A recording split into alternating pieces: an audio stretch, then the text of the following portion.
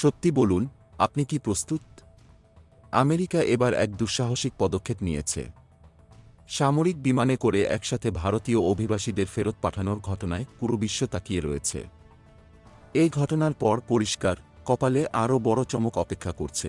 বুধবার ৫ ফেব্রুয়ারি আমেরিকার C-17 বিমানটি ভারতে পৌঁছায় এবং অন্তত ১০০ জন ভারতীয়কে ফিরিয়ে নিয়ে আসে। বিশ্বাস হচ্ছে না, কিন্তু এটি একদম সত্য। ডোনাল্ড ট্রাম্প যখন প্রেসিডেন্ট ছিলেন, তখন তিনি এই ধরনের কঠোর পদক্ষেপের সূচনা করেছিলেন। ব্রাজিল, কলম্বিয়া, মেক্সিকো থেকে অভিবাসীদের সামরিক বিমানে ফেরত পাঠানো হয়েছিল, আর এবার ভারতের পালা। টেক্সাসের সান অ্যান্টোনিও বিমানবন্দর থেকে রওনা হওয়া সেই বিমানটি প্রথমে গুয়ামে থামে। তারপর পাঞ্জাবের বিমানবন্দরে নেমে নিরাপত্তা ব্যবস্থা আরও কঠোর করা হয়। এটা এমন একটি ঘটনা যা আগে কখনো হয়নি।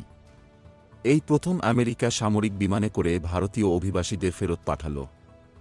এর আগে ট্রাম্প এবং বাইডেনের সময়েও ভারতীয়দের ফেরত পাঠানো হয়েছিল, কিন্তু এই ঘটনাটি একেবারে আলাদা। এখন প্রশ্ন হচ্ছে, এই ঘটনা কি কেবলমাত্র শুরু, নাকি আরও চমক অপেক্ষা করছে?